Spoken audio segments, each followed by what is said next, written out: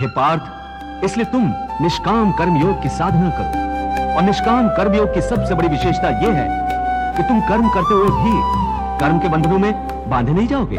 हे केशव, कर्म करते हुए भी कर्म का बंधन नहीं होगा, ये कैसे संभव? उस कर्म का तरीका बताओ जिससे कर्म करो और बंधन भी ना हो। इसका बड़ा ही सहज तरीका है। तुम कर्म फल में आसक्ति मत रखो। ये कैसे हो सकता है? फल प्राप्ति की इच्छा तो हर कोई करता है। परंतु क्या इच्छा करने से मनुष्य को फल की प्राप्ति होती है? नहीं अर्जुन, क्योंकि फल तो प्रारब्ध के हाथ में है। और जो भी मनुष्य फल प्राप्ति की इच्छा करता है, उसका मन फल के बारे में सोचकर अपने कर्म और कर्तव्य से विचलित हो जाता है और उसे वो फल प्राप्त नहीं होता जिसकी उसने इच्छा की थी। पार्थ, मनुष्य केवल कर्म कर सकता है, फल कदापि मनुष्य के अधीन नहीं है। केशव, यदि फल की प्राप्ति मनुष्य या उसके कर्म के अधीन नहीं है, तो कर्म ही क्यों करे? क्योंकि मनुष्य का धर्म है अपने कर्तव्य का पालन करना, इस कर्तव्य पालन के लिए आवश्यक कर्म करना। परंतु हे केशव, फल प्राप्ति की कामना छोड़ने पर मनुष्य में कर्म करने की प्रवृत्ति उत्पन्न कैसे होगी? यदि फल की इच्छा न रहेगी तो मनुष्य कर्म ही क्यों करेगा? हे अर्जुन, जो साधारण मनुष्य फल की इच्छा से ही कर्म में प्रवृत्त होते हैं, वो सुख दुख आदि के चक्र में फंस जाते हैं। उनकी मन शांति नष्ट हो जाती है। हर पल हर समय फल प्राप्ति के विचार से उनकी निद्रा उड़ जाती है। हे पार्थ, तुम दुर्योधन और उसके भाई को ही देखो। बचपन से ही दुर्योधन, शकुनी और दुशासन आदि ने हस्तिनापुर के सिंहासन को प्राप्त करने के लिए कितने अधर्म किए, याद है ना तुम्हें? उन्होंने जब भीम भैया को पानी में फेंक दिया था, और वो घटना भी याद होगी जब इन्हीं कौरवों ने तुम सब पांडवों को लाक्षागृह में जलाकर मार डालने की चाल रची थी।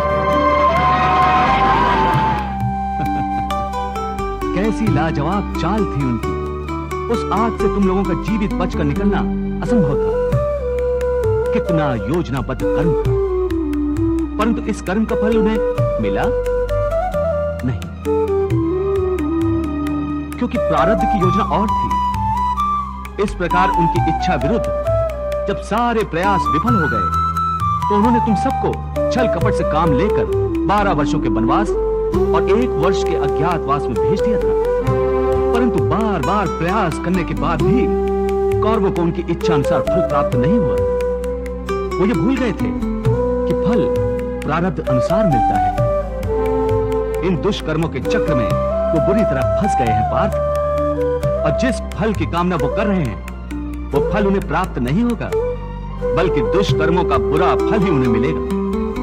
ये बात तुम सदा याद रखो। वाह प्रभु वाह। बहती रहेगी की गंगा, कर्म की धारा, भक्ति की धारा। अर्जुन के संग उस गंगा में करता रहा स्नान जग सारा। सब धर्मों के भेद भुला के एक मेरा शरणागत हो जा। मैं हर पाप से मुक्ति दूंगा, शोक न कर मेरी भक्ति में खो जा। शोक न कर मेरी भक्ति में खो जा। धर्म अधर्म के भेदों से न्यारे